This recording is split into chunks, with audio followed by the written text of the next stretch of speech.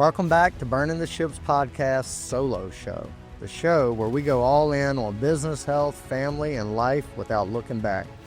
These solo episodes are designed to give you tactical strategies you can apply right away, followed by a mindset principle to help you anchor those strategies and execute with confidence. From time to time, I'll also bring in experts to dive deeper into specific areas so you're getting actionable tools and perspectives from all angles. This show is also brought to you by 608B Capital. At 608B, we provide short-term real estate loans for investors who need speed, certainty, and flexibility to scale their business. Whether it's a fix and flip or a buy and hold, our team understands the borrower side because we've been there and continue to be there ourselves. To learn more, visit 608bcapital.com. Now let's dive in. Welcome to Burning the Ship solo episode, and I'm your host, Jason Seward, and today we're going to continue on with the series of taking down, a single-family home deal, right? So far, we have, I've done an episode on goal setting. I kind of talked about our goals and just how we tactically go through setting goals and some mistakes we've made and, how we've kind of dialed that in over the years. I've gone through how to source deals, how to find deals, shared a bunch of different strategies that are out there and kind of went through the details of that. Then I went into how to underwrite deals. So once you source them, now you got to run the numbers and know all the ins and outs of determining whether this is a good deal or not to take down. Once you decide it is, you've got to have a plan to fund the deal. And I went through all of those options in the most recent episode. And now today, you got the deal, you found it, you've underwritten it, you've got a source of capital to buy it. Now is probably each step of the way is super important. But the place where most folks trip up once they've closed the deal is the next step, which is the rehab process. So everything we're talking about in this series has to do with buying a property that you are going to fix up, which requires some rehab, and then ultimately either sell or refinance that property and hold it as a rental. So this is where a lot of deals go south. And unfortunately, it's after you own it, right? So folks buy it, they own it now. Now they're entering into this journey of a project, and they either have underestimated the budget, the cost, they haven't done a good job vetting contractors, they underestimated timelines, things like that. There's so many variables that can go wrong in this part of the process that can really kill a deal. It can really eat into your profits and in some cases make you lose money on a deal if you do not manage this correctly. So we're going to get into all things that today. Before we dive in, I want to turn it over to my man JJ for JJ's Joke of the Week. Take it away, JJ. Why did the tomato turn red? Because it saw the salad dressing. All right, buddy. You continue bringing the humor, and I appreciate it. Like I said, he loves doing this. I know I'm very redundant on these episodes, but I get excited to let him be a piece of it, as does he. So we'll keep doing that. And every time, I just love watching his little face pop up, sitting here on this microphone trying to tell these jokes. So it's very funny. So now, we are, like I said, I just kind of summarized everything that we've done up to this point, right? And before I get into this week's topic, I do want to do a little housekeeping for folks that, listen or watch regularly. Excuse me. We are making a few changes, or one major change to the flow of the podcast moving forward. I've talked a little bit about this in the past, but we're kind of implementing it this month. And so far, if you've been following along, we've done 2 episodes a week, every week since we launched in December of 23. So about 2 years straight, we have not missed an episode. One of those episodes being an interview, comes out every Sunday. One being a solo episode, which we previously called the Weekly Ramble, that came out every Thursday of every week. The change that we're making is we're going to back down on the solo episodes to 2 per month. And they're going to come out the first and third Thursday of every month. So last week was the first Thursday of October. That has already come out. And this week that I'm recording in, there will not be an episode. So for those used to catching an episode on Thursdays or listening to it over the weekend, as they come out, now it's going to be kind of on an every other week basis. And some months there will be 2 weeks that go by without an episode because sometimes there's 5 Thursdays in a month. We're going to do first and third Thursday every month. The episodes are going to keep to this theme that we've been doing here the last 2 months, which has been more tactical in nature. Right now I'm going to complete this series on taking down a single family home. So again, today we're going to be talking about the rehab and managing that part of the deal. And then I'll have a few more segments that I'll do to complete this series, and then we'll go into something else. And these are going to be, they're not going to all be real estate. I'm going to keep a lot of them real estate, but some of them might just be business in general. Some of them I'll go down the rabbit holes of doing like some health and wellness type of stuff. I'm certainly no expert in that. But it's a passion of mine to learn and educate myself as much as possible on just health, wellness. Right now, my big one is longevity, just, having a long, not just lifespan, but health span. I want to be healthy and vibrant into those later years of life. So I'm going to do a lot of stuff on that as well. Maybe even bring a guest or two on to kind of go deep into specific topics. That said, just want to kind of update you on where we're at with that, and moving forward, it'll be basically twice a month. You'll be hearing these solo episodes. So now let's get into it. Like I said, we are going to talk this week just on the like now you're heading to closing, you're getting ready to close. Now you got your contractor ready to do the work, assuming that you're paying someone to do it and you're not swinging a hammer yourself. If you are, great. That's a completely different episode, completely different topic. But I'm going to be talking from the perspective of your hiring, whether it's a general contractor to manage the whole project, or you're going to be hiring subs and managing it yourself. Just depends on the nature of the project. But we'll be talking all things that. So the first thing that you got to consider, and this is a big one, but like you've done all your work, you've gotten to a point where the deal's under contract, you're moving forward, you've gotten your bids, you've gotten your contractor lined up to do the work, and now it's time to move to closing, right? So and this was a mistake I made early on, I would get, a rehab budget done by a contractor, or, a couple of projects, I'd have several subs working on it. So I'd get them in there, give me their estimates, and I'd have all that. And then I would move to closing. And let's say we're scheduled to close on a Monday morning. And a lot of times that closing would happen. And then I hadn't talked to any of those contractors in 3 weeks prior to that, 2 weeks prior to that. Like once I got their bids, I decided I'm moving forward to closing. I get closing out of the way, and then it's like I'm starting fresh. I got to line them up. And sometimes this is like a critical point, but you close and I get I close on it on a Monday. I have keys in hand. Technically that contractor can start that day or the next day. Well, if I hadn't done like leading up to closing the proper planning and coordination and, being organized and all that stuff, then I could possibly lose 2, 3, 4 weeks at this point. Contractors don't just sit around waiting for me to, tell them, okay, start the job the next day. It has to be planned. So if I knew 2 weeks ago we're closing on Monday, October 15th, I'm just making up a date. And I know that at the end of September, that's my scheduled closing date.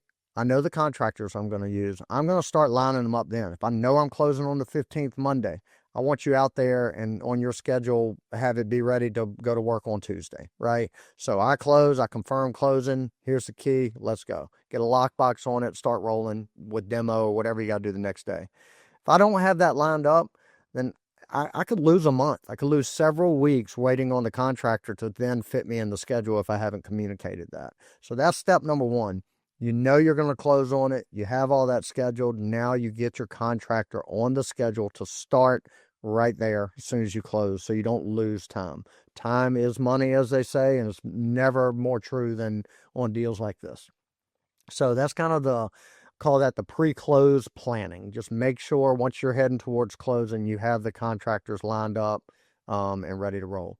Part of that process is, and this you would know by this point, before you close, but the scope of work you're doing, you need to know like what of that is going to require permits, or are there any zoning issues or local requirements that you need to adhere to, that if you skip this process and you don't vet all that out, it could potentially. I had a job shut down. I was doing a project in Hopewell. Contractor got to work, and within 2 days, the city was on, shut the job down because something we were doing. I don't remember, this is 6 or 7 years ago, but something we were doing required a permit, and we had not gone through that process. So that shut it down for I think about a week and a half before I could get him back in there, because I had to get the permits and go through that process. And I had to pay a fine for not doing it the correct way as well. So know all that, again, heading towards closing. Part of pre-closing, the planning. Another thing is, and this kind of goes back to when you're getting your rehab budget from your contractor, no matter what they come in with, like, first of all, they should be coming in with a detailed scope of work, right? So I made this mistake early on. I'd have a contractor go into a property while I'm underwriting it. They'll go in and say, yeah, I can do everything for 50 grand. Okay. Well, that's it. That was the only conversation I had. Are you sure you're about 50 grand? Perfect. That's the number I'll use for my underwriting. No scope of work other than, like, I need this done. I tell them what needs to be done, but it's not detailed, right? So what happens? It never fails. I only made this mistake once, but they come in, they actually get into the job and realize, oh, this, and this. Now 50 turns into 65. Okay. The way to avoid or kind of cut down on that risk is, on the front end, don't just ask them to give you a price on what it's going to cost to do everything. Break it down into some type of scope of work that shows line item by line item. This is the square footage of flooring I need to put down. This is the cost per square foot. This is my labor cost. This is my material cost. Things like that. So have all that done by line item. So if anything changes on that, it's right there in front of you. Like, you said this is what, you quoted me. Let's sign off on that bid. I want to move forward with it. Everything's done on the front end. Having said that, budgets, things happen, and you need to, whatever that budget comes in, let's say they come in at 50 grand and you've got full scope of work. You can see every line item on that quote and that budget. You need to factor in an additional at least 10%. I like to do 15% of margin on that. So you need to budget for surprises. A lot of stuff they might be doing, they might be ripping old flooring out, putting new in. Well, in doing that, they may find that some of the subfloor has rotted due to an old water leak. So now we got to rip that out. Well, that's going to be a couple $1,000s more. You didn't have a way to know that leading into it, but you better believe that if it's an extensive rehab, there are going to be surprises. So you've got to put in a contingency budget of 10 to 15% over top of what you have been quoted. And then set realistic timelines. I don't know a contractor. I've yet to meet one, and I've worked with, our primary contractor, which we'll get into that in a little bit, is phenomenal, right? But every contractor, and I'm the same way in my business, you have this belief in yourself that you're going to do things faster than you actually are, right? So if they're projecting, okay, this is going to take me 8 weeks to complete this full scope of work, right? They believe they can get it done in 8 weeks. And some of them do. Sometimes they do. But more times than not, that belief in their subs and their ability to get jobs done, while it might be a valid belief, they can't control for things like weather. They can't control for things like maybe the city coming in and shutting something down. they can't control for everything. So something typically pops up, and you got to be able to like plan for those things and set realistic timelines. So if I hear a contractor tell me I can do it in 8 weeks, I'm probably going to think more like 10 to 12 weeks, right? And hope that they hit their target and that I don't need to dip into that extra time. But from a planning standpoint, I'm going to account for that extra time. So just be sure you're doing that. So I've kind of gone through, like, this is all pre-closing stuff, underwriting before you hit to the closing table. Well, also another thing, going back to the underwriting process, is the first thing you have to do before any of this when it comes to rehab is building good, like a solid contractor relationship.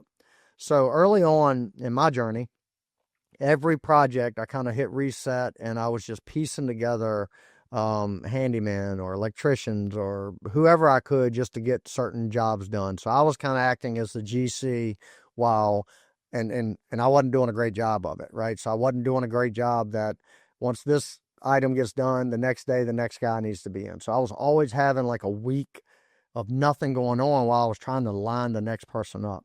And then I got more into the mode as I started scaling, and as Bill and I started scaling, we needed a contractor, a GC to come in, and they coordinate everything. So we're not having to be the controller of all that and managing everything. We oversee it, but we're not managing it. And part of that is finding a person that you can trust.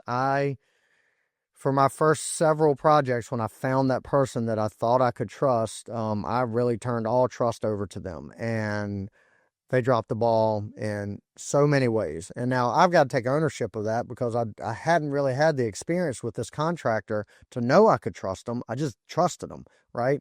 So I hadn't, other than just talking to him and knowing that he was a good guy, beyond that, I hadn't really, and I put him, at one time, I had him on 3 of my projects, managing all the projects, doing so horribly. Wasn't managing the money well, so I always paid as things were completed. I never fronted money, but things I was not properly managing to vet out that things were done. I was kind of taking his word for it, and I'd give him a check, and then next thing I know, he was working from behind, and it was just not good. All that's to say is I should have done a better job on the front end. Number one, vetting that contractor out. Number two, monitoring and managing his progress throughout the deals, right? Throughout the project. Didn't do either one of those. And it bit me. So as we evolved, we were able to connect with a contractor that it's the same contractor we use now on all of our projects and in the Hampton Roads market. We've gotten to a point now where we trust him with everything through experience with him, and we have a great relationship. He knows we're going to pay him on most deals, even really big rehab budget. We're not paying him a penny until the end. Right? He's completely done. We write, and occasionally halfway through, if it's a giant one, we'll give him. He might ask for a draw, but for the most part, we're not giving him anything out of pocket up front. He's just going. He trusts us to pay him, and that's the relationship we built. But you had to get to that. Early on, I might pay 25% down payment before he gets started. Some contractors are going to come in and ask you for 50%. Some will ask for everything up front. Don't make that mistake. Just find a contractor that there is a middle ground or kind of a balance where you're not going too heavy to them up front. Because they need, ideally you want to be paying after the work is done. You also want a contractor that's liquid enough to kind of carry that, right? So if you're going to, a lot of times they're asking for money down because they don't have the liquidity to go out and buy supplies and materials and stuff like that. I would recommend if you're if they need that and they need you to cover the cost of materials, you should have an account with Lowe's or Home Depot or wherever they're getting stuff from where you're paying for it directly and not giving them the money until you build that trust up. So vetting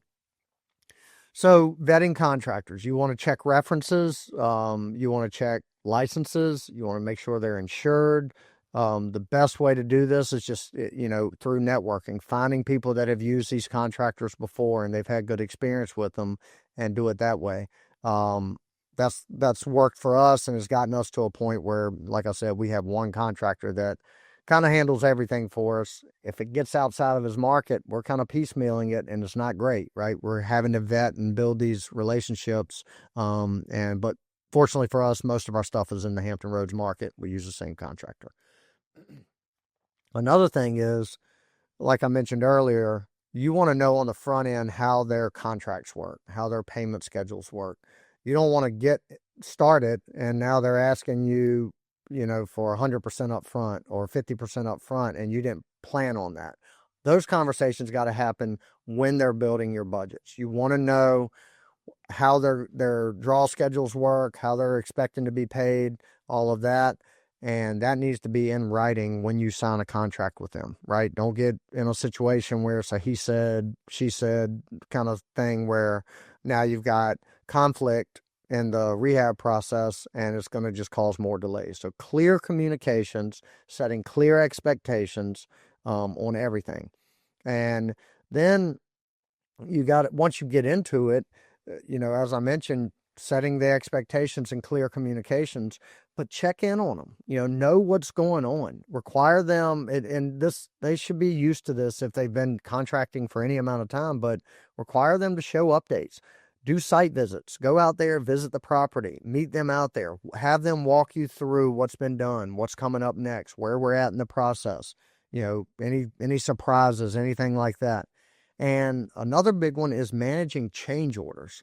A lot of times, most times, more times than not, as they start peeling the onion back in this project, they're going to run into unexpected things, right? And to address these unexpected things is going to come at additional cost most of the time.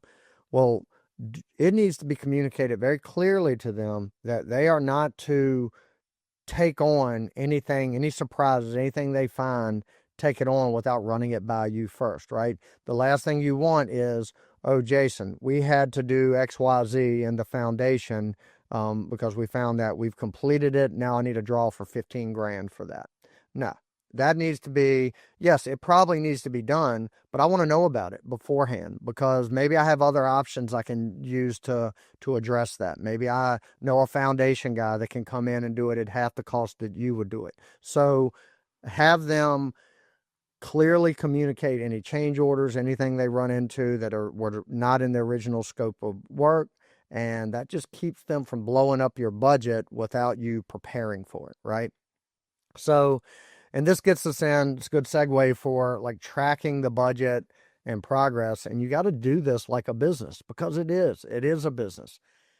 I early on was so laid back to the point or relaxed to the point where I did not manage it. I made good relationships with whoever was working on these projects and just trusted them. And, that's one of my flaws. I trust people until they give me a reason not to, which is good in most cases. But in a case like this, no, this is a business. Like we have expectations. They're clearly communicated and I can manage to what is on the contract, right? I would just work everything through handshakes and gut feelings and stuff like that and just trust that they would deliver, right? Because that's how I operate. I always deliver on what I say. Well, some people aren't like that. And if you don't have it in writing and you don't manage that closely and you just become buddy-buddy with your contractor and, everything's fine and delays are fine and it's all good, man, it's all good, no worries, that maybe not with intention, but eventually you will get taken advantage of and come out on the short end of that stick if that's how you're managing things. So have a budget, have a system, use tools and software to track cost and milestones and communicate with that contractor or those subs on that religious. Stick to that plan and don't give them an out. Like if they are not doing what they're supposed to do, then you have the right to fire them from that job. That's worst case scenario. But you also have the right to ask hard questions like, why, what held this up? Why are you not doing this? Why are we 2 weeks behind on this? And have an line of communication. Don't be so relaxed like I was early on, where they just can kind of treat your job as something on the side while they're doing these other jobs that are being managed properly, right? So do weekly check-ins, be on the, at least check in and call them and say, hey, where we're at. Again, pop in, have them send you photos, have, obviously receipts and stuff if they're buying stuff. Have them working on a schedule, right? From day one, and you managing that schedule. That's your job. So be very diligent and treat that like a business. Again, because it is. And be able to identify the red flags that can like signal to you that the contractor might be drifting off course. Those are pretty obvious red flags, but you got to be able to identify them earlier rather than later so you don't get too far behind. And those red flags might be like a week goes by and they haven't been on the job site. What's going on, right? Why would they not be on the job site? Have they taken on too many jobs that now you're becoming second or third down the list of their attention or their priority? If that's the case, it's a red flag. You can't allow that to happen. I want, if you're a contractor on my job, I expect you to be there until the job gets done, right? And if you've taken on more jobs, great. I have no problem with that. Like, you should, as a contractor, take on as many jobs as as you can withstand within your flow of business. But if taking on 3 jobs means you can only do one at a time and you don't have enough crews to handle all of them at one time, so therefore they're all getting delayed, and mine's getting delayed more than others because I'm not managing it properly, it's a major red flag. So make sure that they're staying on it. They're doing what they say they're going to do. They're doing everything in their best effort to meet timelines and budgets and things like that. And then, this all goes back to communication, but be quick to course correct, right? If you see a red flag, if you see the contractor kind of, even if it's unintentional, but they're kind of losing time or they're just not doing as planned, don't let it fester. Don't let it go on for a week or 2 weeks, a month before you have this blow up on them. It's like anything else. Quick communication solves a lot of problems. It can solve a lot of potential headaches if you're getting on top of it early and often. So this is no different. And this goes for your relationships, it goes for business, it goes for everything else you're dealing with. Just be quick to communicate anything that it could potentially be conflict or, something that might be compromising the project or something like that. Communication is key there. And, again, communicating on, if you see a problem, we got to correct it and we got to get on top of that quickly to avoid everything kind of coming to a head down the road. And then, so now you're moving along, you're managing everything right. So you built a contractor relationship, you have them working off a very strict schedule and you are staying on that like a hawk, and you're not micromanaging, but you are to some degree so that things just don't, and if you do this, it sets a precedent for the contractor that you're on it, you're on top of it. They can't really deviate from what they told you. And if they do, they're not your contractor. Go find another one. So, but when you find the ones that can do these things, they know how you operate, they like your style of communication, you like their style of communication, it's a beautiful marriage when you can get this with a contractor and things go very smoothly. So, assuming you've done that, everything's going good. Now we're approaching kind of the end of the project, right? So you need, number one, the last thing you need to do is when they say, okay, I'm done, give me my final draw, give them the check, and then they move on down the road. Absolutely not. Meet them there, walk through. There's always going to be a punch list of things they got to come back and fix. So, touch-ups and stuff like that. Make the punch list, make sure they knock that out, and then you make your final payment. But also leading up to that last section of it, depending on what you're doing, let's say you're going to sell it. It's a fix and flip. So you're selling it to make a profit.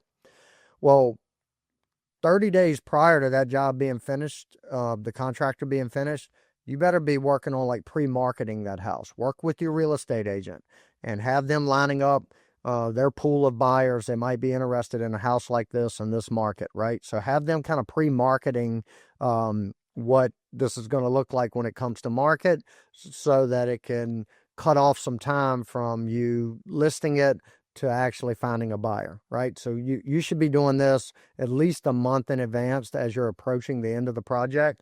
So again, there's not delays when the project's done and now you're talking to a realtor to get it listed. All this stuff should be prepped and ready to go. You also want to, if you're going to hold the project or hold the property, there's going to be a point where you're probably going to be refinancing, right? So the project is done, you're going to be putting a renter in it, and you're going to be refinancing it. Well, again, back 30 days prior to doing that, you should be lining up your renter, right? You should be marketing this, working with your property manager if you use one, to be lining up a renter that wants to live in this property. And I mean, we have people sign leases before the house is even done, right? So we have our manager promoting it, marketing it. It's coming to market in 2 weeks, a month. 3-bedroom, 2-bath in Newport News, Virginia, and that's blown up out there. And typically we have a lease in place right when the contractor's done. So we're doing our final walkthrough, doing punch list, and we got a tenant moving in within a couple weeks of that, right? So we're lining that up. Well, we also need to be lining up, getting approved for our back-end financing. So whether that's a DSCR loan, or you're dealing with a bank just through a traditional loan, whatever the case may be, whatever financing you're going to use for the long-term financing, you need the time to start that work is not once you have a renter in it. It's 30, 60 days prior. I like to have kind of the pre-approvals done before I even buy it on the front end. I know that I have a lender that I'm going to work with to refinance me out of this 6 months ahead of time. And I know what they're going to want to see. I have my stuff ready to go to them so we can knock that out really fast and get the money cashed out once I have a renter in it and move on. So that is a big one. Now, like I do with every episode, that kind of, goes really quickly through what you need to be thinking about through management of this project and the rehab. Again, this is assuming you're using contractors and not swinging a hammer yourself. If you are swinging a hammer yourself, it's really no different. You're just communicating with yourself, right? Making sure you're sticking to timelines and getting things done efficiently and moving through the scope of work on a timely manner and staying on budget and all that stuff. But the mindset nugget here is, there's a couple key things here when you're talking about managing a rehab budget. And I'm gonna kind of merge two of them, and those are grit and flexibility. Before I go into this any further, let's hear a word from our sponsor, 608B Capital Funding. If you've been following this podcast for any time now, you have certainly heard us talk about 608B Capital. 608B Capital is our lending company that Bill Phillips and I launched about a little over 2 years ago. And we fund folks that are buying houses, fixing them up, and then ultimately selling them or refinancing them for longer term use. And we're the short term financing for that. So if you have anyone in your network or you yourself are into that business or interested in learning more, you can reach out to us by checking out our website, 608bcapital.com. We always have plenty of capital to lend, and we're excited to work with as many new people as possible. We also have an excellent referral program, so contact us for more information on that, and we can't wait to hear from you. All right, 608B Capital. Again, that is my lending company, and we handle this every single day, managing rehab budgets, and we do so as a lender, right? So we're working with these fix and flippers that are doing these projects, and they're managing their contractors, but we have our hands in every step of that scope of work, making sure they stay on budget, they stay timely, and all that. So this is a very relevant thing to our business at 608B Capital because our hands are in it every single day, not to mention our own projects that we are always in as well. So grit and flexibility. Bill and I have done several dozens of fix and flips and even more BRRRR projects where we're buying them, we're managing contractors and stuff like that. we have found that I'm going to say 90%. 90% of those projected rehab budgets don't go as we project them to. And whether that be from a timing standpoint, so we're projecting it takes 6 weeks, it's going to take 8 to 10. We project it's going to cost 50 grand, it's going to cost 60. 90% of them are going to go over on time or budget or both, right? So we know that. So we're very conservative when it comes to what we project with all of that.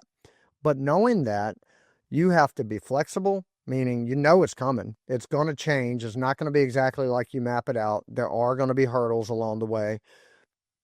So you got to be flexible, knowing that's going to happen and being able to be nimble and quick with kind of shifting gears and replanning and reprojecting and stuff like that. But you do that enough time, you better have some grit. And grit is the ability to get punched in the face over and over and over and come back and do it again, right? And if you don't have that in this world when it comes to real estate, especially dealing with contractors and rehabs that just go out of whack and stuff like that, you are not going to make it very long in this business. You've got to be flexible. You've got to be gritty. You have to expect things to go wrong. Early on, I thought I could make every project go perfectly, right? I'm that good. That was the arrogance and naivety. You take that word and say it however you want. But I was very naive in thinking I could make everything stay on budget. I was that good, right? I was not. And I still am not.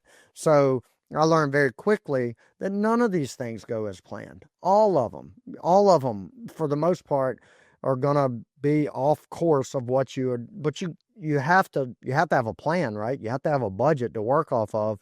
But you've got to be gritty enough to know it's not going to happen that way. And it's going to hurt when it doesn't, but I'm prepared for it, and I'm going to move on and just figure out every step of the way how I'm going to handle the next hurdle. That's grit. That's flexibility. You got to expect things to go wrong, but you have to plan so well that like those things don't derail you, and that's where the grit and flexibility come in. And I can tie all this stuff just to life in general, right? Is life perfect? Does it all go as planned? Does every single day you wake up with this vision of how the day is going to go, how the week, the month, the year is going to go? Does it always go smooth? The answer is no, it never does. And the days that it does, those are great days. Like those are wins. Those are huge wins, but most days don't. So, you might wake up, today that I'm recording this is a great example.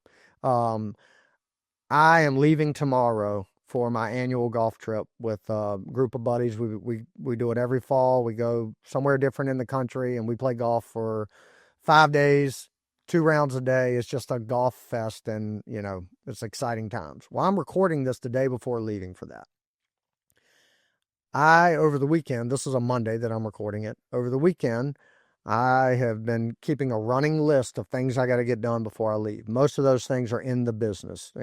Obviously I got to pack and get ready for this trip. But most of the things that I've got to do today is just a checklist of stuff in the business that I've got to get done so I can kind of disconnect for a few days and go play golf and have fun.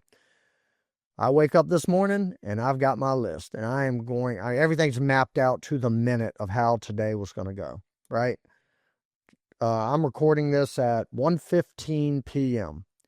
Nothing about my day has gone to my plan. Nothing. I intended to record this at 9 a.m. I had that on the schedule this morning, right after our business call that we do every Monday morning. I was going to jump right into recording this. Phone calls started happening. Stuff started going haywire. I got poison ivy really bad over this weekend, so I'm ate up with poison ivy. Before I leave on this golf trip, I have to go and get into an urgent care to get a prescription to some prednisone to get rid of this poison ivy because it's tearing me up. It's all over the place. And so that has thrown the day haywire. Something else came up with the kids' schedule that has thrown some things off. So nothing is going to plan. That is every day in my life. I do the best I can to map it out, have it all blocked off, have it all perfectly planned, knowing that these types of things are going to happen. I had to get this podcast recorded so that it can be ready to be scheduled for the next episode that comes out. So I've got to get that done, and I just have to be nimble. I have to be gritty and grit through all these things I got to check off my list. I've got to be flexible. Everything that needs to get done is going to get done today. It's just going to be a little more chaotic than it was supposed to be when I woke up this morning or went to bed last night. And that's fine. And that's grit, and that's flexibility. And you have to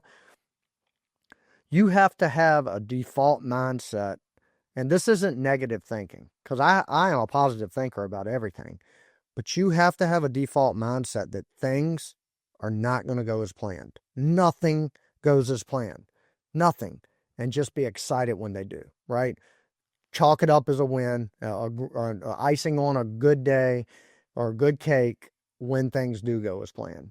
And don't let them surprise you, because things that go to plan work out because you planned for them, right? So don't plan. You don't want to plan for things to be chaotic. Just know that they probably are, and be gritty and resourceful and flexible enough to deal with them when they are that way. So I have a lot of folks in my network that the minute things go off course, right? The minute things get off of their plan, or like if they're like personally, like if you're on a trip with somebody that has planned every minute of every day out for that trip, and maybe it rains and kind of throws things off course, they go into panic mode. Don't know how to handle it. It ruins their entire mindset, and they are done. They're checked out, done with it. Don't know how to handle it. I know a lot of people like that. When things don't go as planned, you're having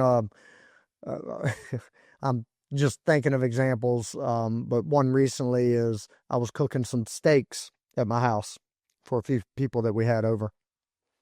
Huge ribeyes. I got them beautifully. I mean, they're cut 1.5 inches.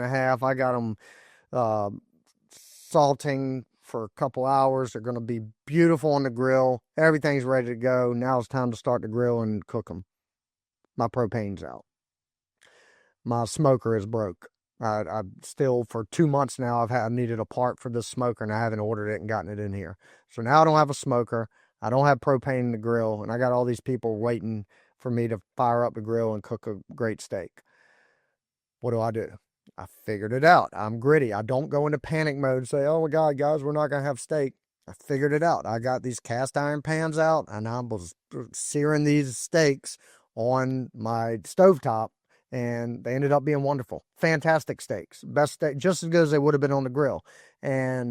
But my point is, I didn't panic. Not one moment of panic. I might have said a few bad words when I realized I was out of propane, but I just go right into figuring it out, being flexible, being gritty. And that's one example that just happened recently, but I could give you a million of them. And that mindset nugget is what you have to take to life, but specifically when we're talking about managing rehabs and in real estate and stuff like that.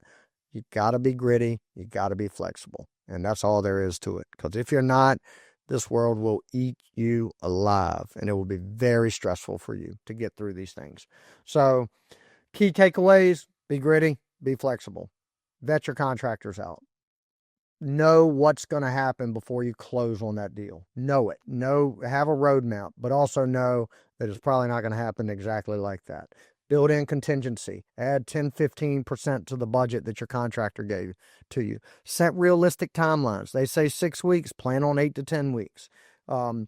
Build from deal to deal. Build up a solid contractor relationship. Use your referral sources to help you find good contractors, and then independently build a relationship with them. Communicate with them regularly. Know how they operate. Know what they expect. Make sure they know what you expect. Things like that. Track your budget, track progress, be very structured with that. If you're not, things just get out of whack, and you lose time, you lose money, all that stuff. Know how to look for red flags. Know how to course correct when you see red flags, and communicate early and often.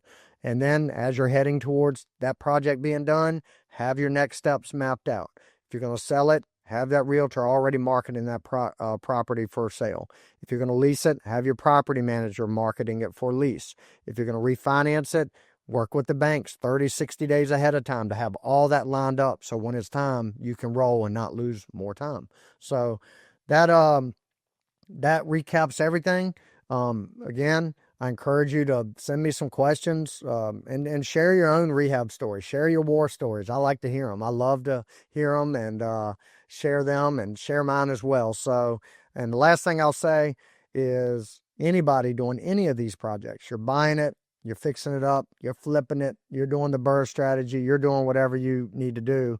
Don't forget the piece I talked about last week or 2 weeks ago now, how to fund them. And if you haven't figured that piece out and you still were trying to work through it, contact me. I can help you develop strategy, but I can also help you through 608B capital funding. That's what we do all day, every day. We'd love to be a part of your team and an option for you to finance these deals. So with that, I'll wrap up another Burning the Sheep. I can't even speak today because I'm not burning a sheep. I am burning a ship. So Burning the Ships solo episode. I appreciate you guys following along. We'll talk to you next time. Take care. Thank you for joining us on another episode of Burning the Ships podcast. As always, want to thank our sponsor, 608B Capital. We are a short-term lending fund, a debt fund, open for investors who are looking for a passive return. And also we offer products to, our main product, to fix and flippers and buy and holders, folks that are doing things like that in real estate. Also want to remind you about our referral program. Check out our website for more information on that, and we're happy to talk to you further if you're interested. Again, thank you for joining us on Burning the Ships, and do me a favor and go out and try to find someone or some way that you can add value into the world today. Think through it, zoom out, and try to find where you can add value. I think it'll help wrap up your day, wrap up your week, whatever you're working on a positive note if you constantly think that way. Where can I add value? So with that, we thank you for joining us on another episode of Burning the Ships. Have a good one.